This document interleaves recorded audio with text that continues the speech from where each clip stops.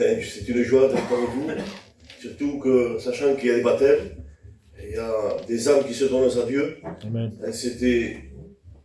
Pour moi, c'est quelque chose de merveilleux parce que c'est une joie que l'homme a pu prendre. Amen. Et c'est le bon choix. Je ne sais pas s'ils sont là, ceux qui vont se baptiser. Que Dieu le bénisse. J'ai eu l'occasion de parler avec lui. Que Dieu le bénisse. Il y a eu des choix dans sa vie. Mais le meilleur des meilleurs des choix, c'est celui-ci. Béni soit Dieu. Ce matin, je ne vous cacherai pas, je ne serai pas long. Je vais dire ce qu'il y a dans mon cœur. Amen. Parce que le plus important, c'est pas de transmettre un bon message. Hier, j'étais chez moi, le frère Jeannot, il m'a appelé en disant, est-ce que tu peux faire venir ce matin faire le culte? Et j'ai dit, frère, j'ai dit, Jeannot, écoute, je viendrai pour faire le culte, alléluia. Et je méditais, je lisais comme tout serviteur de Dieu. On se passe devant le Seigneur et on se dit, Seigneur, quoi apporter pour le peuple? Parce qu'on n'apporte pas que nous voulons, c'est ça. Et nous apportons ce que Dieu veut, ce que Dieu demande, alléluia. Et je cherchais, et il n'y a rien qui me venait. Et ce matin, j'étais là, et j'ai eu une pensée. Et j'aimerais vous la transmettre. Béni soit Dieu. Il y a le frère Mario, ce matin. J'aimerais qu'il puisse prier pour moi aussi. Je pense que nos cœurs sont disposés. Amen. Vous savez, ce matin, je me laisse diriger par le Saint-Esprit.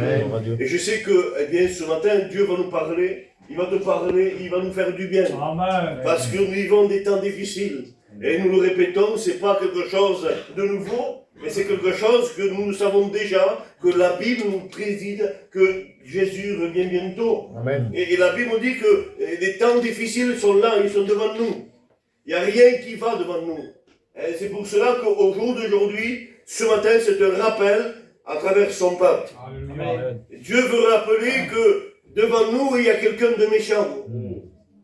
Et c'est quelqu'un qui a plus de connaissances que nous. Et vous le savez très bien, il s'appelle l'ennemi de nos âmes. Il est celui qui fera tout pour le tout, assurant que l'Église, chacun d'entre nous, nous puissions être découragés et tomber. C'est son rôle à lui. Le rôle de l'ennemi, c'est qu'il veut lui, c'est qu'il veut notre perte. Il ne veut pas que nous puissions réussir. Il ne veut pas que nous puissions combattre. Il ne veut pas que nous puissions être dans le plan de Dieu. Vous savez, le serviteur Patrick, il a pu dire quelques mots, eh bien, il a confirmé un peu le message que Dieu a mis dans mon cœur, parce que nous vivons des temps difficiles, à quelques mots, et que, eh bien, les problèmes, les difficultés, les montagnes, les déserts, ils sont devant nous. Et nous ne sommes pas exclus de cela. Parce que la vie chrétienne, c'est une vie de combat. Et Paul va dire, combattez le bon combat de la foi. Et c'est pour quelque chose. Parce que toute écriture est inspirée de Dieu. Alléluia. Bonne pour nous enseigner, bonne pour nous révéler, eh bien, les choses qui se présentent devant nous. Parce que sans elle, laissons-vous dire quelque chose, nous sommes perdus d'avance. Mais avec elle, nous sommes gagnants. Nous sommes victorieux. Alléluia. Partir au combat avec lui, c'est déjà bien gagné. Amen. Béni soit Dieu. Et la Bible nous dit que Dieu est celui qui ne change pas. Amen. Ses promesses sont toujours valables. Amen. Et il a dit par rapport à ses disciples, je serai avec vous chaque jour. Il n'a pas dit quelques instants. Il n'a pas dit quelques jours. Non, non, tous les jours. Amen. Alors, s'il a pu dire ça à ses disciples, a bien fait raison que nous sommes ses disciples de Jésus. Alléluia. Et c'est valable pour nous. Il est toujours avec nous. Amen. Béni soit Dieu. Amen. Comme il le croyait ce matin. Amen. Alléluia. Il est toujours avec nous. Que nous passons des moments difficiles ou des moments qui sont bénis, mais Dieu est là toujours. Alléluia. Parce que Dieu a le contrôle. Il a le contrôle de ta vie. Il a le contrôle de ta vie. Il a le contrôle de ma vie. Alléluia. Il sait tout, lui. Vous savez, j'ai prêché dernièrement une jeunesse, je disais, Dieu est celui qui contrôle. Il est celui qui contrôle même la nature. Et la nature, il l'appartient. Eh bien, le monde, il n'appartient pas. Je dis non, le monde l'appartient. Il y en a qui disent, le monde ne l'appartient pas. Oui, le monde l'appartient. Satan, il n'a rien à lui. Lui, il est là, il est locataire, lui, Satan. L'ennemi, il est celui qui est là pour faire du mal. Mais la terre appartient à lui, à Jésus. Amen. Alléluia. Alors, laisse-moi te dire quelque chose. S'il contrôle la nature, il peut contrôler ta vie. Alléluia. Béni soit Dieu. Amen. Alors, on va faire deux lectures plutôt, sur ce qu'ils ont la Bible. Ça se trouve dans 1 Pierre, chapitre 5, et au verset 8. Et après, Éphésiens, chapitre 6, et au verset 10. Pour ceux qui ont la parole de Dieu, voilà ce que dit la parole du Seigneur. Soyez sobres. Veillez votre adversaire, le diable, c'est-à-dire, il n'est pas votre ami. Rôde comme un lion rugissant, cherchant qui il dévorera. Résistez-lui avec une foi ferme. Éphésiens, chapitre 6, verset 10. On le lit ensemble. Est-ce que vous êtes avec moi ce matin? Amen. Alléluia. Au reste, fortifiez-vous dans le Seigneur, et par sa force toute puissante, revêtez-vous de toutes les armes de Dieu, afin de pouvoir tenir ferme contre les ruses du diable. Car nous n'avons pas à lutter contre la chair et le sang, mais contre les dominations, contre les autorités, contre les princes de ce monde des ténèbres, contre les esprits méchants dans les lieux célestes. C'est pourquoi prenez toutes les armes de Dieu, afin de pouvoir résister dans les mauvais jours, et tenir ferme après avoir tout surmonté. Tenez donc ferme, ayant à vos reins la vérité pour ceinture. Revêtez-vous de la cuirasse de la justice. Mettez pour chaussures vos pieds les ailes qui donnent de l'évangile de la paix. Prenez par-dessus tout cela le bouclier de la foi, avec lequel vous pourrez éteindre tous les traits enflammés du malin. Prenez aussi le casque du salut et l'épée de l'esprit qui est la parole de Dieu. Alléluia. Vous savez, ces lectures sont simples, mais ils sont efficaces. Amen. Et la Bible nous dit que le premier passage qu'on a pu lire ensemble, dans 1 Pierre au chapitre 5, verset 8, « Soyez sobres, veillez votre adversaire le diable, parce que nous ne voulons pas veiller contre nos frères. » C'est pas ça. Veillez, eh bien, l'adversaire. C'est lui notre ennemi juré. Notre ennemi juré, ton ennemi juré, il s'appelle l'ennemi de l'adversaire. Le diable, il rôde comme un lion rugissant. C'est pour cela que le texte va dire, toi qui es debout, prends garde de ne pas tomber. Eh oui, parce que c'est pas parce que nous sommes debout, que nous sommes forts, que le diable va fuir. Le diable, lui, il est toujours là. Et je prends des exemples de la parole de Dieu. Jésus était plus fort. Et pourtant, Jésus sur terre, quand il passe dans le moment de désert, poussé par l'Esprit, le diable était à ses côtés pour le tenter. Et vous comprenez le sens? Alors, pour une forte raison, nous, sur terre, que nous sommes, eh bien, des hommes, eh bien, de nature humaine, et le diable, il est là devant nous, il se présentera toujours devant nous, pour nous faire tomber, pour te faire tomber. Et au jour d'aujourd'hui, la Bible nous précise, soyez sobres. Alléluia. Et ce matin, Dieu demande à son Église d'être sobre. Amen. Parce que le diable, si nous ne veillons pas, il va mettre quelque chose pour détruire. Il fera tout. Quand on voit les églises, quand on voit des frères, eh bien, quand l'église prospère, quand l'église grandit, laissez-moi dire que le diable n'est pas content. Quand une église est ensemble unie, parce qu'il n'aime pas la communion. Quand tu vois une église qui est, eh bien, dans une communion fraternelle, parce que la Bible dit dans le psaume chapitre 133, il va dire qu'il est bon et c'est doux pour des frères de le mener ensemble. Amen. Et c'est là que l'Éternel envoie sa bénédiction. Amen. Et le diable le connaît parfaitement, ce texte. Il a plus de 6000 ans. Il connaît la parole de Dieu, plus que moi et toi ce matin. Alors lui, il ne fait pas aucun cas de nous. Lui, ce qu'il désire, il veut détruire ce que la parole nous révèle. Et la parole nous révèle d'être ensemble. D'être unis d'un même cœur, d'une même pensée, d'un même esprit. Amen. Et lui, quand il voit une église qui est comme cela, laisse-moi dire quelque chose, il le sait lui. Eh bien, il sait que quand une église est ensemble, il prospère, il grandit, il fait des victoires. Mais lui, il n'aime pas cela. Lui, ce qu'il veut, il veut mettre la zizanie, il veut mettre eh bien, le dérèglement, le désordre, il veut mettre les disputes, les querelles. Et c'est son rôle à lui. Mais ce matin, au nom de Jésus, ce que nous voulons se tenir ferme. Amen. Nous voulons s'aider les uns et les autres. Amen. Eh bien, s'aimer les uns et les autres. Il n'y a pas de favoritisme. Nous sommes tous pareils, nous sommes tous égaux. Nous sommes dans l'enseigne de Jésus-Christ. Nous sommes les enfants de Dieu. Tu n'es pas n'importe qui. Nous ne sommes pas n'importe qui. Nous sommes les enfants de Dieu. Amen. Et les enfants de Dieu doivent se comporter comme la parole de Dieu nous le révèle. D'être ensemble, d'être unis. Parce que s'il n'y a pas l'unité de l'esprit, on ne pourra jamais remporter des victoires. Et ce matin, Dieu révèle à son peuple de pouvoir plus que jamais, malgré que nous avons des caractères différents. Moi, je peux avoir un caractère différent de Mario. Je prends Mario d'exemple, mon frère, parce que je l'aime bien. Alléluia. Et j'aime tous les frères aussi, tous les pères, tous les sœurs. Alléluia. Mais Mario, alléluia, on a fait les études ensemble, que soit Dieu. On a resté bon moment ensemble. Je peux avoir un caractère différent avec Mario. Mais ce n'est pas pour autant que je vais faire la guerre à Mario.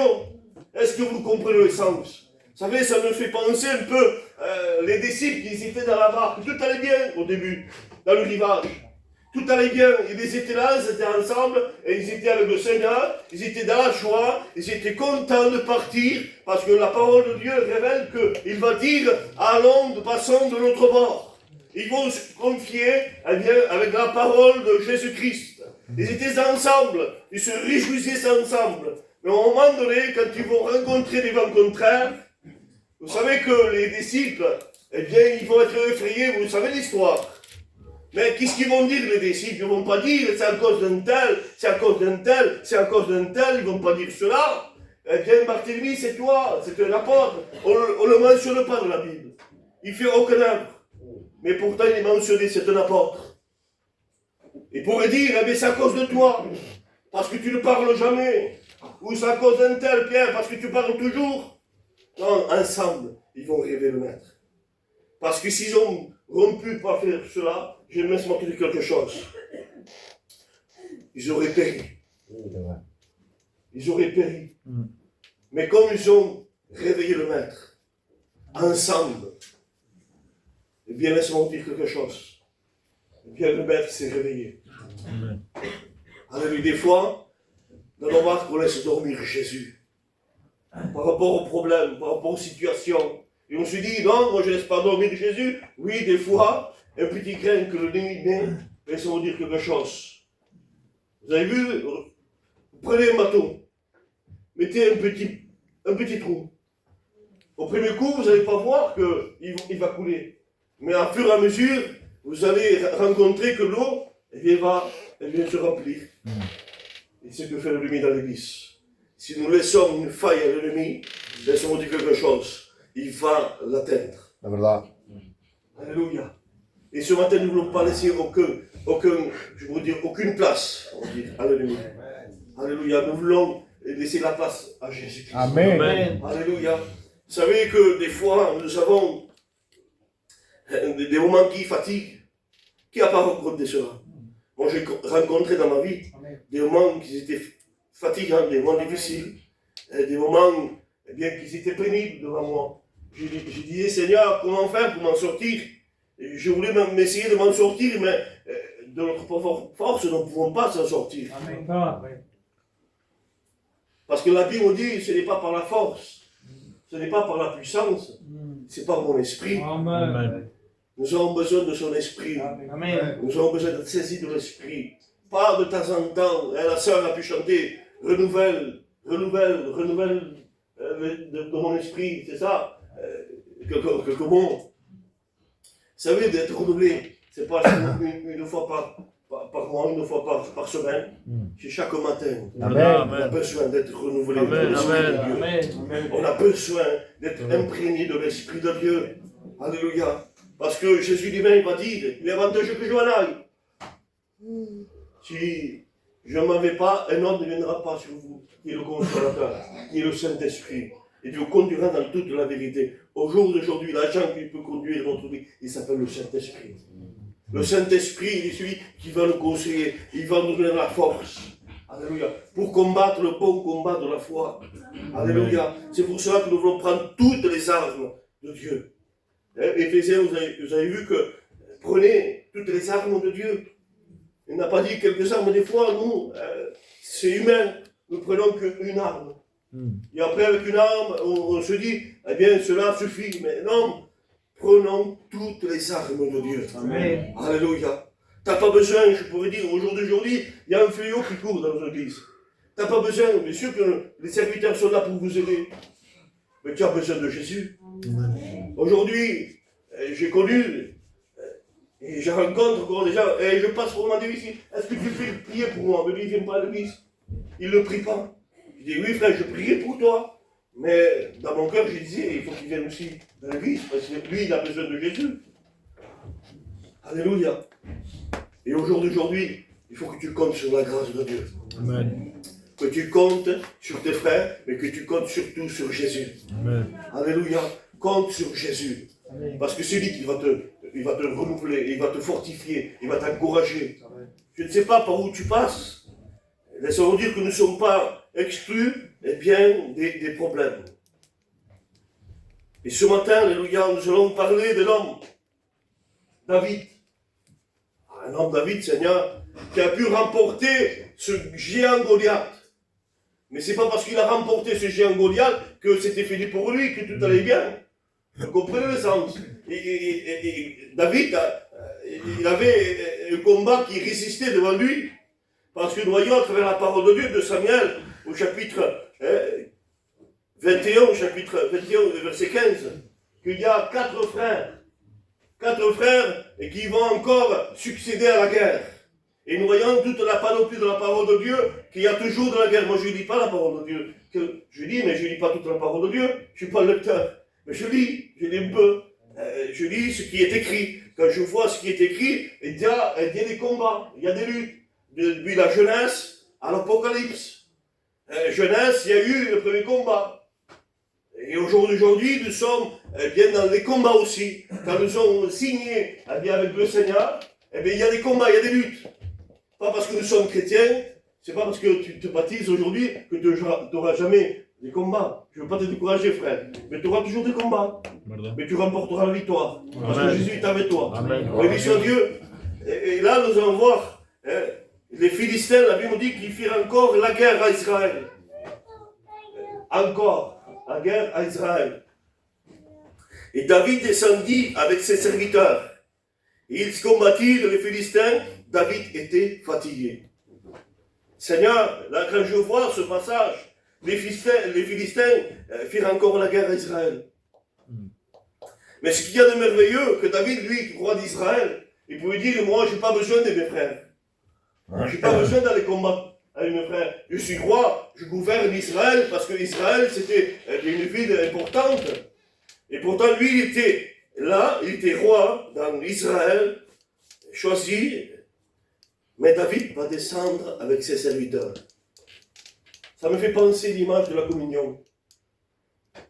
Ça me fait penser que David ne compte pas sur lui-même, il compte sur ses frères. Amen. Parce que nous allons lire à la suite, et David nous dit qu'il était fatigué.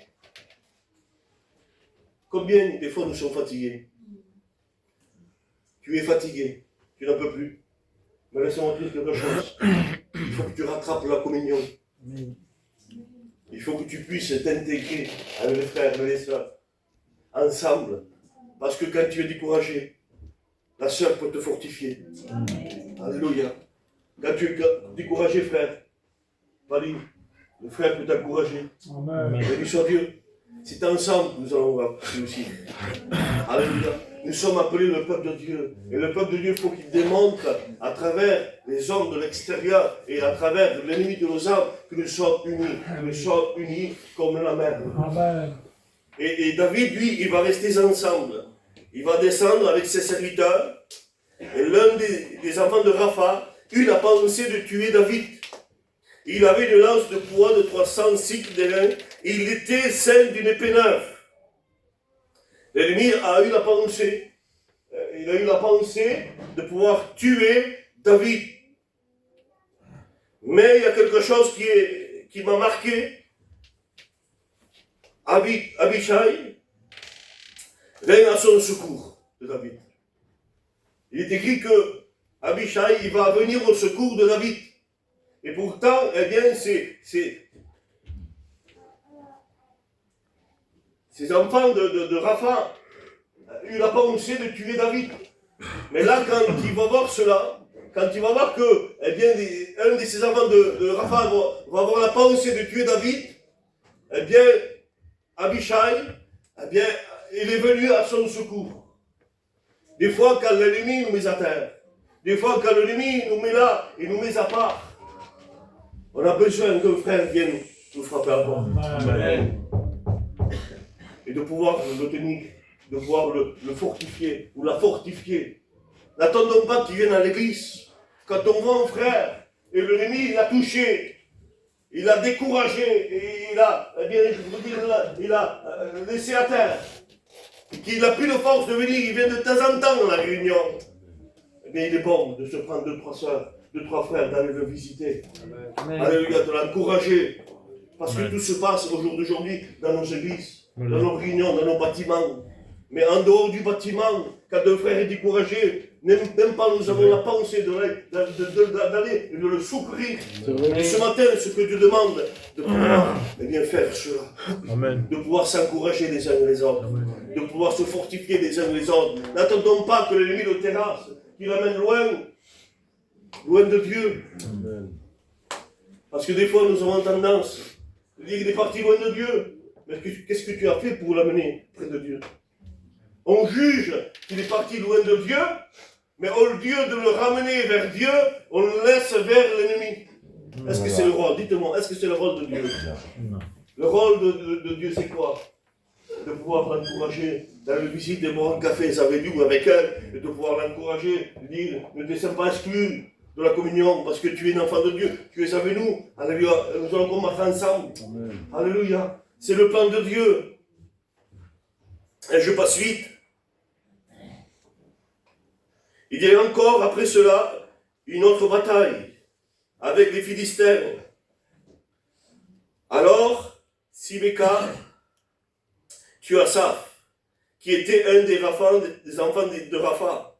Il y a eu encore une bataille avec les Philistins. À Bethléem, tua Goliath de Gath, qui avait une lance. Il y a encore une bataille. Il jeta un défi à Israël.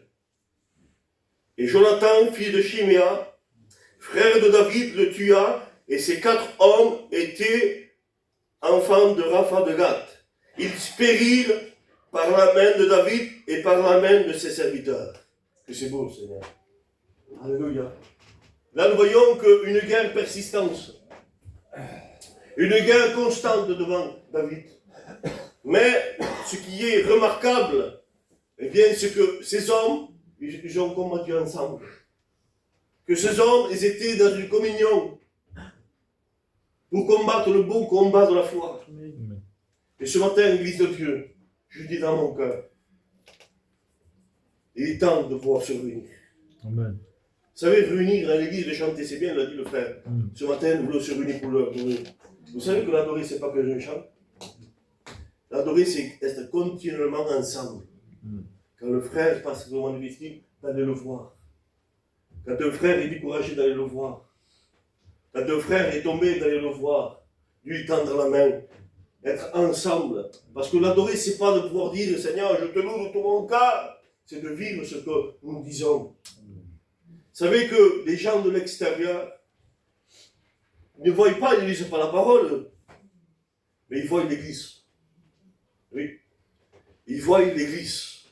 Les gens de l'extérieur, si nous ne sommes pas de ceux qui sont ensemble, les gens de l'extérieur, ils vont voir l'église. Ah, c'est pas la peine de venir, ils se tuent entre eux. Ils ne voient pas Jésus parce qu'ils ne disent pas la parole de Dieu. Moi, quand j'étais le monde, je ne disais pas la parole de Dieu. Jeannot, tu disais la parole de Dieu? Ils ne disaient pas la parole de Dieu. Mais les gens de l'extérieur, ils ne voient pas, Dieu ne voit pas la parole de Dieu, ils voient l'église. Est-ce que l'église est ensemble? Parce qu'il suffit d'une faille, eh bien, laissez-moi vous dire quelque chose. On peut repousser les gens de l'extérieur. On ne peut pas, eh bien, ramener les gens de l'extérieur. S'ils voient une faille au milieu de l'église, je peux te dire quelque chose, c'est même une gangrène. Ça fait, eh bien, un déroulement. C'est comme une boule de neige. Et là, ça percute tout le monde. Et on n'amène pas les gens à l'église, plutôt de les ramener, on les repousse.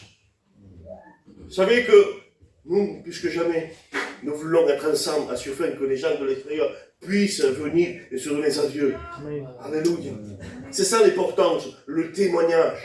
Et David, avec ses serviteurs, avait de bons témoignages.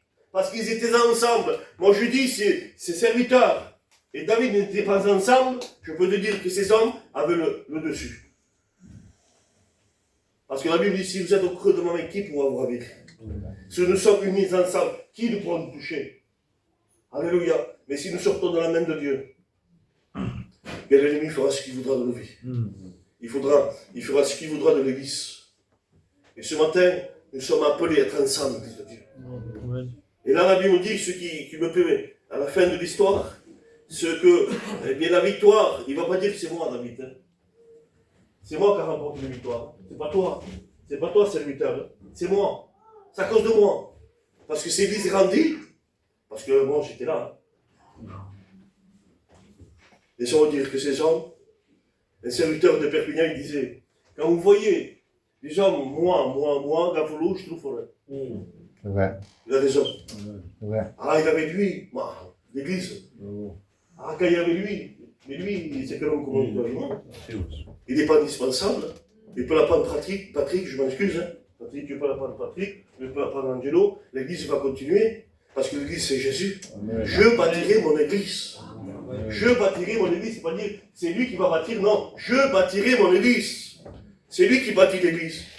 Alors notre référence à nous, c'est quoi? C'est lui, c'est Jésus. Amen. Alléluia. Quand l'église se réfère à Jésus, laissons-nous dire quelque chose, il va remporter des victoires. Alléluia. Et ce que nous voulons plus que jamais, nous, avoir nos regards sur Jésus. Béni soit Dieu. Alléluia. Et là, la Bible dit que David, avec les serviteurs, eh bien, ils vont tuer ces 4 hommes. Vous savez, c'est l'image de l'unité. Moi, j'ai pris comme cette parole l'image de l'unité. Si tu veux remporter des victoires, et si tu veux réussir, eh bien, compte sur tes frères. Amen. Va avec tes frères. Ne parle plus mal de tes sœurs. Amen. Je dis ce qu'il y a dans mon cœur, frère. Amen. Amen. Vous savez, comme j'ai dit, hier, je préparais le message, je ne pouvais pas préparer. Mais j'ai eu une pensée, et je me dirige par le Saint-Esprit. Ce matin, arrêtons. Parce qu'on peut tuer avec la langue. Seigneur, j'adore le Seigneur. Ah, j'aime Dieu. Mais des fois, avec la langue, ah, celui-là, il ne me plaît pas, lui. Lui, il ne me plaît pas. T'as vu lui. Non, mais au lieu de voir, t'as vu lui, regarde un peu, fais un examen de ta vie. Est-ce que toi, tu es conforme? Parce que c'est lui, il fait cela, il est découragé, il a besoin de Dieu. Alors toi, fais ce que Dieu te dit. Va l'encourager, va le soutenir. Parce qu'à le pointant du doigt, eh bien, tu n'es pas conforme à l'écriture. Ce matin, arrêtons de parler les uns sur les autres. Mais soyez ces hommes ou des femmes qui s'aident. Béni soit Dieu. Amen. Béni soit Dieu. Amen. Dans le psaume, je termine, dans le psaume, chapitre 60, je crois, le verset 14, il va dire, David, avec Dieu, nous ferons des espoirs. Amen. David reconnaît qu'avec Dieu, nous ferons. C'est-à-dire qu'il a la direction, la connexion avec Dieu, et il a aussi la communion avec ses frères. Parce que David pourrait dire, moi, je ferai. Vous savez, quelqu'un vous dit, moi, faites attention. Parce qu'il ne compte pas sur lui, Jésus. Alléluia. Alors, Dieu, ce matin, à quelques mots, ce qu'il veut, il veut que tu puisses être ensemble, tes frères. Amen. Alléluia. Que tu puisses être ensemble, dit Dieu. Parce que les combats sont là devant nous. Et le diable fera tout. L'adversaire fera tout pour la détruire. Béni soit Dieu. Alors ce matin, avec ces quelques mots, on s'incline, alléluia. Je dis ce qu'il y avait dans mon cœur. Et nous, frères, puis toucher le milieu.